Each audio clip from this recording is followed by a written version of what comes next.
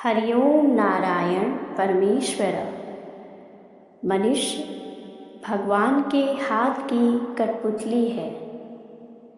यह कथन कि मनुष्य भगवान के हाथ की कठपुतली है, भाग्य, कर्म और ईश्वर के नियंत्रण पर एक गहन दार्शनिक विचार है। श्री कृष्ण के उपदेश, विशेषकर भगवत गीता में, इन मुद्दों पर विस्तार से चर्चा करते हैं। श्री कृष्ण ने महाभारत के युद्ध भूमि में अर्जुन को जो उपदेश दिए वे भगवत गीता के रूप में प्रसिद्ध हैं। गीता में कर्म, भक्ति, ज्ञान और योग के माध्यम से जीवन के गुण रहस्यों को समझाया गया है। भाग्य और कर्म का महत्व। श्री कृष्ण कहते हैं, कर्मेणैवाधिकारस्ते मा फलेषु कदाचन। इस श्लोक में श्री कृष्ण कहते हैं कि मनुष्य का अधिकार केवल कर्म पर है, फलों पर नहीं। यदि मनुष्य कठपुतली है तो उसका कर्म क्या महत्व रखता है? श्री कृष्ण स्पष्ट करते हैं कि हर व्यक्ति को अपने कर्म करने का अधिकार है, परंतु फल की चिंता नहीं करनी चाहिए। ईश्वर का स्वरूप। ईश्वर ही सबका कर्ता धर्ता है, परंतु इसका अर्थ यह नहीं कि मनुष्य स्वतंत्र नहीं है। ईश्वर ने मनुष्य को स्वतंत्रता दी है कि वह कैसे कर्म करे। श्री कृष्ण ने यह भी कहा, मनुष्य को अपने आत्मा द्वारा स्वयं को उठाना चाहिए। अगर वह केवल कठपुतली है तो यह उपदेश क्यों? इसका तात्पर्य यह है कि ईश्वर ने मनुष्य को स्वयं के कर्मों का स्वामी बनाया है।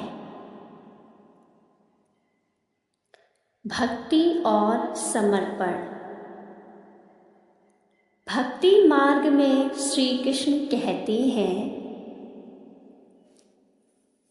अपने प्रति पूर्ण समर्पण की बात कही है। अगर मनुष्य कठपुतली है तो यह समर्पण कैसे संभव है? जीवन का उद्देश्य। मनुष्य को यह समझना चाहिए कि जीवन का उद्देश्य केवल भौतिक सुख नहीं है। उसे आत्मज्ञान, आत्म साक्षात्कार और मोक्ष की प्राप्ति की ओर बढ़ना चाहिए। मोह और माया। श्री कृष्ण कहते हैं, माया के जाल में फंसकर मनुष्य यह सोचता है कि वह कठपुतली है, परंतु श्री कृष्ण बताते हैं कि माया से परे जाकर ही असली स्वतंत्रता प्राप्त की जा सकती है। निष्काम कर्म योग। निष्काम कर्म योग का उपदेश देते हुए श्री कृष्ण कहते हैं कि बिना फल की चिंता किए कर्म करना ही सच्चा योग है।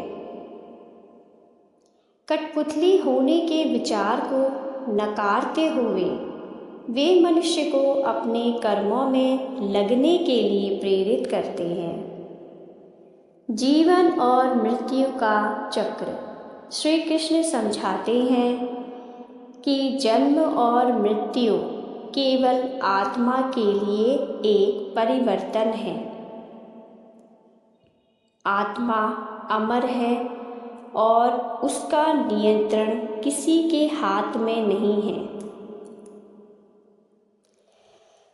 श्री कृष्ण के उपदेश यह दर्शाते हैं कि यद्यपि ईश्वर सर्वशक्तिमान है, परंतु मनुष्य को अपनी स्वतंत्रता, कर्म और भक्ति के माध्यम से अपने जीवन का निर्माण करने का अधिकार है। कठपुतली की तरह जीना मनुष्य का स्वभाव नहीं है, बल्कि यह उसके अज्ञान का परिणाम है। भगवद गीता का अध्ययन करने से यह स्पष्ट होता है कि मनुष्य ना तो पूर्ण रूप से स्वतंत्र है और ना ही पूर्ण रूप से बंधा हुआ है। उसकी स्वतंत्रता उसके ज्ञान, भक्ति और कर्म में निहित है। श्री कृष्ण के उपदेश हमें यह सिखाते हैं कि हम अपने जीवन के नायक हैं और हमें अपने कर्मों के माध्यम से अपने जीवन का उद्धार करना चाहिए।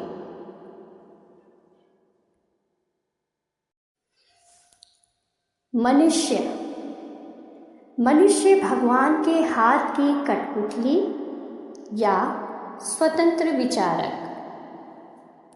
मनुष्य के अस्तित्व को लेकर सदियों से यह प्रश्न उठता रहा है कि क्या वह अपनी इच्छाओं और कर्मों में स्वतंत्र है या फिर किसी दैवीय शक्ति द्वारा नियंत्रित एक कठपुतली मात्र है।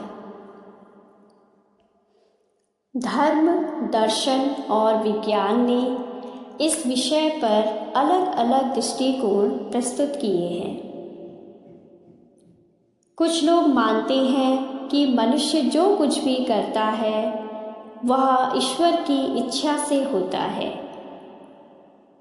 जबकि कुछ का मानना है कि मनुष्य स्वयं अपने कर्मों का स्वामी है। इस लेख में हम इस विषय पर विस्तृत चर्चा करेंगे और जानेंगे कि क्या वास्तव में मनुष्य भगवान के हाथ की कठपुतली है। ईश्वर और मनुष्य का संबंध।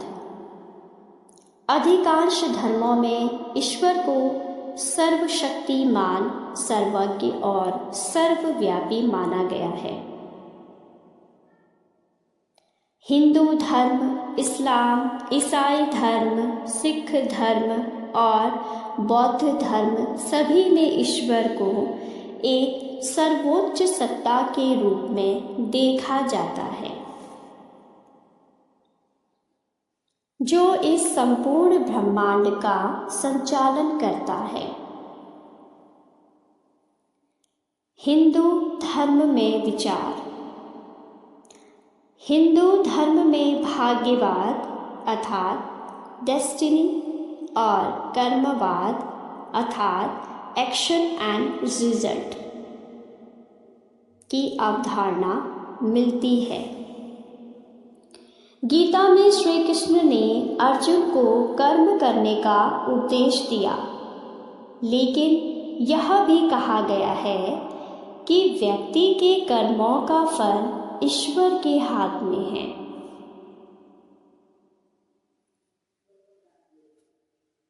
भगवद गीता अध्याय 18 श्लोक 61 यानी 61 में कहा गया है, ईश्वर सभी जीवों के हृदय में स्थित है और उन्हें अपनी माया से नियंत्रित करते हैं।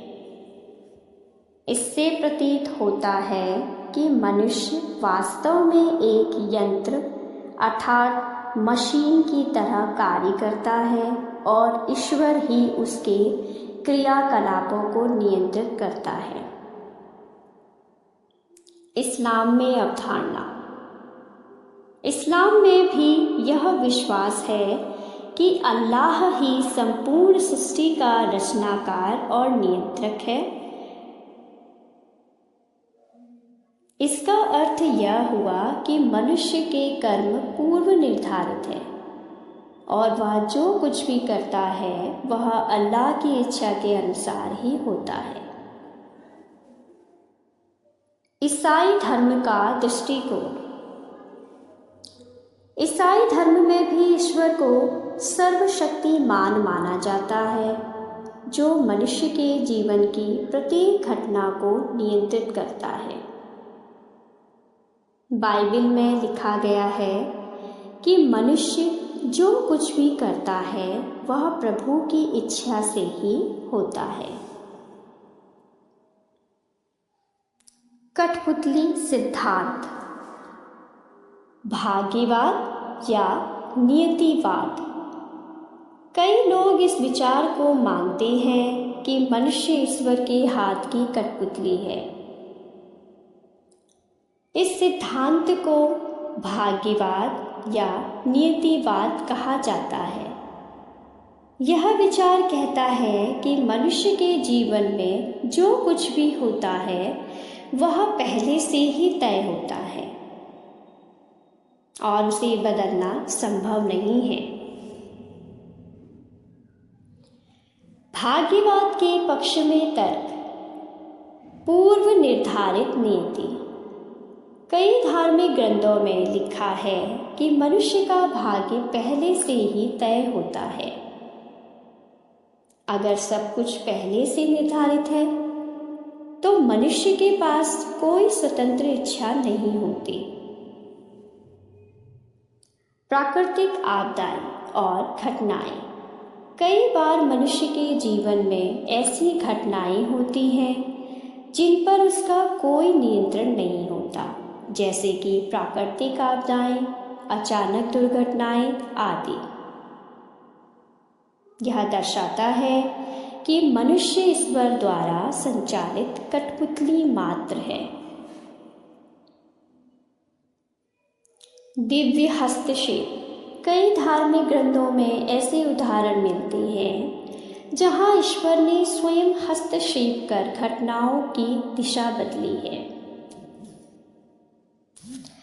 भाग्यवाद के विरोध में तर्क, कर्म और स्वतंत्र इच्छा। हिंदू धर्म में कर्म सिद्धांत यह कहता है कि व्यक्ति अपने कर्मों से अपना भविष्य बदल सकता है। मानव बुद्धि और निर्णय क्षमता। यदि मनुष्य कठपुतली मात्र होता तो उसमें सोचने, समझने और निर्णय लेने की क्षमता नहीं होती। उत्तरदायित्व और नैतिकता।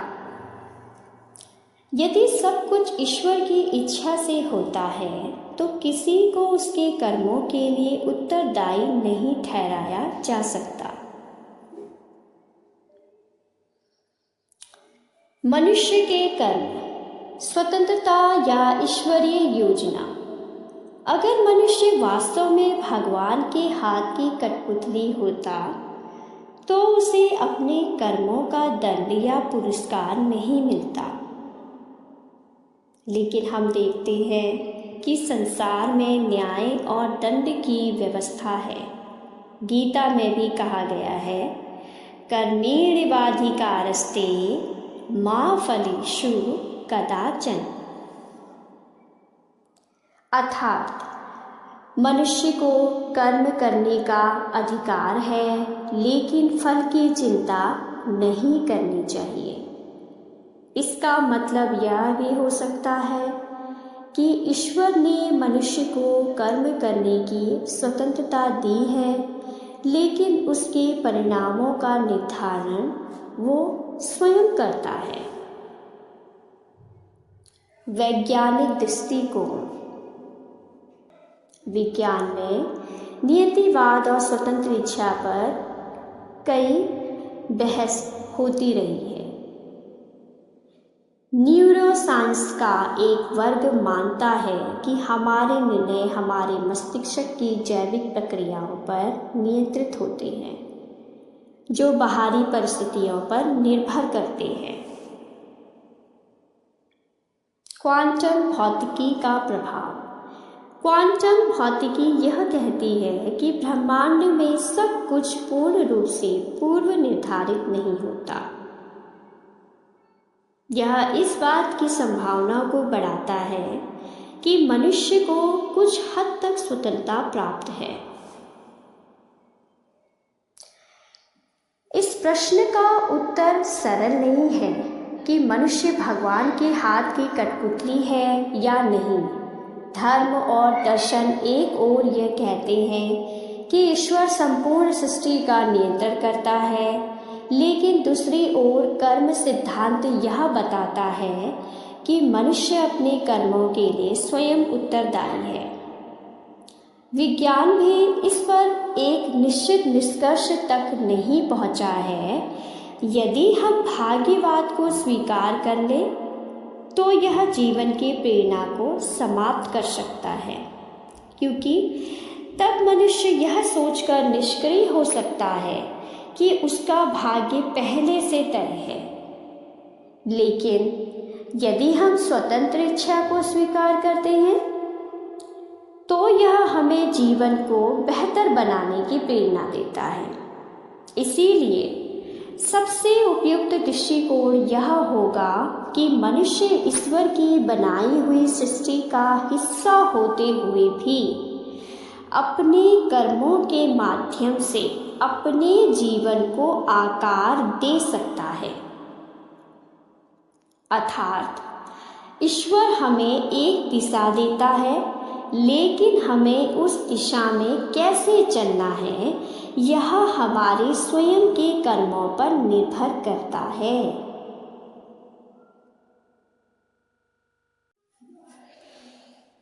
इस विचार से संबंधित आज आपके सामने 8 प्रेरणादायक कहानियां प्रस्तुत की जा रही हैं। भगवान की लीला को समझना कठिन है। कई बार मनुष्य सोचता है कि वह अपने कर्मों का स्वामी है, लेकिन अंततः सब कुछ भगवान की इच्छा से ही होता है। यहाँ 8 कहानियाँ दी गई हैं जो इस तथ्य को दर्शाती हैं कि मनुष्य भगवान के हाथ की कठपुतली है। पहली कहानी, राजा और अभिमान और साधु का उत्तर। राजा विक्रम सिंह अपने राज्य के सबसे शक्तिशाली सम्राट थे। एक दिन उन्होंने अपने महामंत्री से कहा, मेरे बिना इस राज्य का संचालन असंभव है। मैं ही इस भूमि का भाग्य विधाता हूँ। महामंत्री को यह सुनकर चिंता हुई। उन्होंने एक बुद्धिमान साधु को आमंत्रित किया और राजा से मिलवाया। साधु ने राजा से कहा, महाराज, क्या आप मुझे बता सकते हैं कि कल क्या होगा? राजा हंसते हुए बोला, हा, कल भी वही होगा जो मैं चाहूँगा। साधु मुस्कुराए और बोले, यदि सब कुछ आपकी इच्छा से होता है तो क्या आप इस पल अपनी मृत्यु को रोक सकते हैं? राजा चौंक गए और चुप हो गए। साधु बोले, मनुष्य केवल कठपुतली है, जो होना है वही होगा। हम केवल माध्यम हैं, असली संचालक भगवान है। राजा ने अपना अभिमान त्याग दिया और भगवान की लीला को समझने का प्रयास किया। किसान और बारिश। दूसरी कहानी, किसान और बारिश। गंगाराम नामक एक किसान ने अपने खेत में गेहूं की फसल बोई। वह रोज प्रार्थना करता कि अच्छी बारिश हो, लेकिन उस साल सूखा पड़ा। गंगाराम ने नाराज होकर कहा, भगवान, तुमने मेरी प्रार्थना क्यों नहीं सुनी? कुछ दिनों बाद एक ज्ञानी संत उसके गांव आए। उन्होंने गंगाराम से पूछा, यदि इस बार बारिश होती तो क्या होता? गंगाराम बोला, मेरी फसल लहलहा उठती, संत मुस्कुराए, लेकिन गांव के कुछ लोग बता रहे थे कि असमय बारिश से टिड्डियां आती हैं और फसल नष्ट हो जाती हैं। गंगाराम को समझ आ गया, भगवान जो करते हैं वह हमारे भले के लिए ही करते हैं। तीसरी कहानी, व्यापारी की हार और जीत। रमेश नामक एक व्यापारी को व्यापार में भारी नुकसान हुआ। उसने निराश होकर कहा, भगवान, तुमने मुझे इस हाल में क्यों डाला? एक दिन वह एक संत से मिला। संत ने बोला, क्या तुम जानते हो कि तुम्हारा नुकसान क्यों हुआ? रमेश ने सिर हिलाया। संत ने कहा, कुछ वर्षों पहले तुम्हें व्यापार में बड़ा लाभ हुआ था। तब तुमने ज़रूरतमंदों की सहायता नहीं की थी। भगवान ने तुम्हें यह सिखाने के लिए यह स्थिति दी कि धन केवल तुम्हारा नहीं है। रमेश को समझ आ गया कि भगवान की योजना मनुष्य की सोच से परे होती है। गरीब ब्राह्मण और राजा का दान। कश्यप नामक एक गरीब ब्राह्मण हर दिन भगवान की पूजा करता। एक दिन राजा ने घोषणा की कि वह सबसे योग्य व्यक्ति को 100 स्वर्ण मुद्राएं देगा। ब्राह्मण को लगा कि यह पुरस्कार उसे मिलेगा, लेकिन राजा ने यह धन एक अन्य व्यक्ति को दे दिया।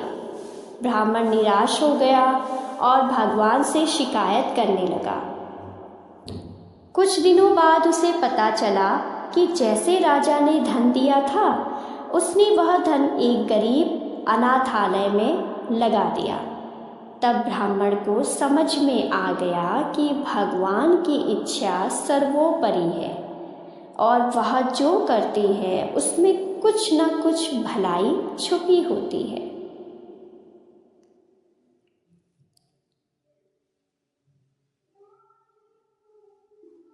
पांचवी कहानी, साधु और चोर। एक बार एक साधु जंगल में यात्रा कर रहे थे। रास्ते में उन्हें एक चोर मिला। चोर ने साधु से कहा, मुझे अपना धन दे दो, नहीं तो मैं तुम्हें मार दूंगा। साधु ने मुस्कुराकर अपना झोला चोर को दे दिया। चोर हैरान रह गया। उसने पूछा, तुम डरते नहीं? साधु बोले, मनुष्य भगवान के हाथ की कठपुतली है। तुम यह धन ले जाओ या नहीं, यह भी भगवान की इच्छा से ही होगा। चोर को पश्चाताप हुआ और उसने साधु के चरणों में गिरकर अपने अपराधों के लिए क्षमा मांगी। छठी कहानी, मूर्ख नाविक और तूफान। एक बार 4 यात्री नाव से यात्रा कर रहे थे। उनमें से एक नाविक को खुद पर बहुत घमंड था। रास्ते में एक बड़ा तूफान आया। सब लोग भगवान से प्रार्थना करने लगे, लेकिन वह नाविक बोला, मुझे भगवान पर भरोसा नहीं, मैं अपनी नाव खुद ही बचाऊंगा। थोड़ी देर बाद नाविक समुद्र में गिर गया।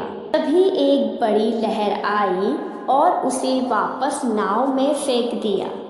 नाविक समझ गया कि उसका अहंकार निरर्थक था और वह केवल भगवान की इच्छा से बचा था।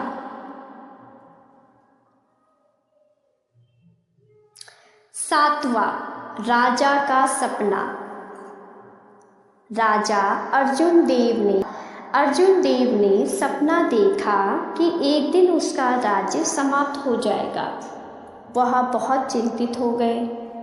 एक संत उनके दरबार में आए और बोले, राजन, क्या आप सूर्य को रोक सकते हैं? राजा ने कहा, नहीं।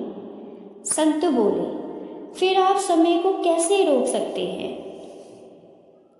हर चीज भगवान की इच्छा से ही होती है, मनुष्य केवल कठपुतली है। राजा को समझ आ गया कि उसे भविष्य की चिंता छोड़कर वर्तमान में अच्छे कर्म करने चाहिए। 8वीं कहानी, बेटा या बेटी। एक किसान और उसकी पत्नी को संतान की इच्छा थी। वे हमेशा पुत्र के लिए प्रार्थना करते। कुछ समय बाद उन्हें एक बेटी हुई। किसान दुखी हो गया और भगवान से शिकायत करने लगा। लेकिन जब बेटी बड़ी हुई तो उसने अपने माता पिता की बहुत सेवा करी। किसान को तब समझ आ गया कि भगवान ने जो दिया वही सर्वोत्तम है। इन कहानियों से हमें यह शिक्षा मिलती है कि मनुष्य अपने भाग्य का स्वयं स्वामी नहीं है, भगवान की लीला का एक हिस्सा मात्र है। हमें अपने अहंकार को त्याग कर भगवान की इच्छा को स्वीकार करना चाहिए। इसके साथ ही मैं मीना शाही अपना ये वीडियो समाप्त करती हूँ और आशा करती हूँ कि मेरे मित्र संबंधियों को, मेरे भाई बहनों को मेरी ये वीडियो अत्यंत पसंद आएगी। और प्लीज़ मेरी इस वीडियो को, मेरे चैनल को लाइक, कमेंट एंड सब्सक्राइब करना ना भूलें। धन्यवाद। हरि ओम नारायण परमेश्वरा।